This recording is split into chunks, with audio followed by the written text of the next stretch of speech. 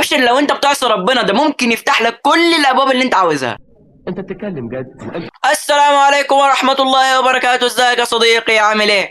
انا عارف اللي انت مستغرب من العنوان يا صديقي، بس الايات اللي معانا النهارده هتغير كتير قوي في حساباتك وهتخليك تراجع نفسك وتراجع حياتك. ايات مرعبة يمكن قرأتها قبل كده، بس النهارده يا صديقي عاوزك تسمعها بودن قلبك. هتفتح عيون قلبك على حاجات غريبة جدا يا صديقي، حاجات يمكن غريبة على عقولنا وممكن تتعجب منها، بس هي دي الحقيقة يا صديقي. سيب المنابه، ما تنساش اللايك والاشتراك، تابعنا على الواتساب، الرابط تلاقيه في وصف الفيديو. يلا بينا يا صديقي، يلا بينا. قبل ما نتعرف على الآيات اللي معانا النهارده يا صديقي، محتاج أقول لك حاجة خطيرة جدا. عاوز أقول لك إن الدنيا دي ما تسواش حاجة عند ربنا. هتقول لي يعني إيه؟ هقول لك خد المثال وتعرف منه. الدنيا دي ربنا أعطاها للنمرود أول ما ادعى الألوهية على الأرض، واداها لسليمان عليه السلام ملك ونبي كريم ابن كريم، واداها لنبوخذ سفاح وسفاك للدماء، واداها لذو القرنين ملك عادل وعظيم. تستنتج يا صديقي من الحوار ده؟ تستنتج إن الدنيا دي لا تساوي عند الله جناح بعوضة، ما تساويش حاجة عند ربنا. فاوعى يا صديقي تبيع حياتك الأبدية اللا نهائية، يعني هتعدي التريليون سنة، رقم انت اصلا ما تتخيلوش، لان اصلا ما فيش رقم انت لا نهائي. ب50 60 سنة متعة زائلة. مهما كان معاك من النعم، صحة، فلوس، جمال، مهما كان معاك من مقومات السعادة، برضه بيبقى جواها ألم ومغص، وفي الآخر هتموت وتسيب كل حاجة. فأولا كده يا صديقي اعرف ان الدنيا دي ما تساويش حاجة، وما تجريش وراها عشان ما تقعش في الحفرة، عشان لو وقعت في الحفرة ما تلومش الا نفسك. الدنيا ربنا بيديها لأي حد، فما تستغربش لما تلاقي عاصي ربنا عطيله. يلا بينا يا صديقي نخش على الآية.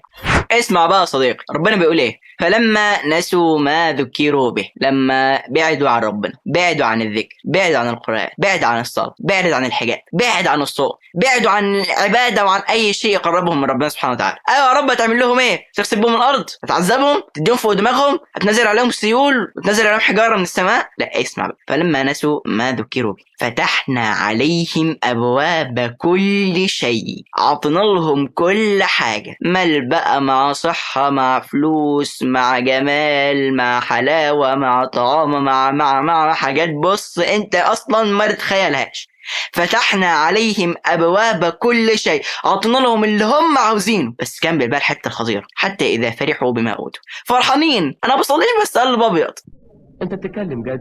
الصراحه الكلمه يا صديقي بتغيظني قوي. يعني ايه قلبك ما بتصليش يا اخويا؟ لا، قلبك اسود، قلبك اسود قوي قوي. المهم لو ما صليتش قوم صلي. يقول لك يا صديقي انت تحصر الدين في الحجاب، يا عم لازم نصوم. ويقعد بقى يسحب بقى، يسحب يسحب يسحب وينسى. فلما ينسى يفرح، انا ربنا بيديني وانا بعيد، خلاص خليني بعيد بقى. فربنا يكمل يقول لك ايه؟ حتى اذا فرحوا بما اوتوا اخذناهم بغتة، خدناهم مرة واحدة، خطفناهم. ربك يمهل ولا يهمل. خلي بالك يا صديقي من الكلمة دي. فراجع حساباتك يا صديقي، راجع. لو انت بعيد عن ربنا ارجع، لو انت في نعم وانت بعيد ارجع، وخاف قوي. خاف، لان ده درجة ربنا بيغرقك في النعم عشان تبعد اكتر. بيديك نعم، بيستدرجك. فلما تفرح بقى زي قارون ما فرح بالنعم اللي عنده، ياخدك مرة واحدة. فاذا هم مبلسون، مش قادرين، ايسين من كل خير، زعلانين ومش قادرين. ليه؟ لانهم فرحوا ونسوا. فالعقاب كان أليم قوي وشديد قوي. فراجع حساباتك يا صديقي، راجع حساباتك.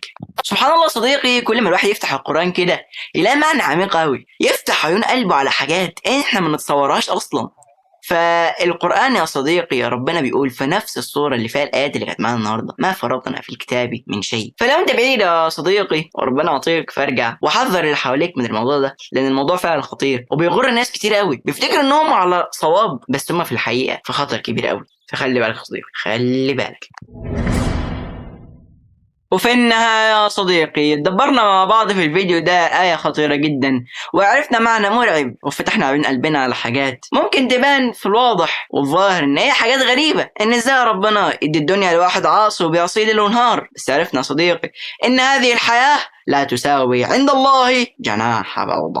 بس كده يا صديقي، مش اللايك والاشتراك، وتابعنا قناتنا على الواتساب، الرابط اللي في وصف الفيديو. تقول لنا رايك المهم جدا في التعليقات يا صديقي. عز الله انا منكم المهم، وشرح لنا ولكم الصدور، وصداقاتنا واوقاتكم، فانه هو الحي القيوم، وهو يعلم ان فيه يحبكم، فانه علام الغيوب.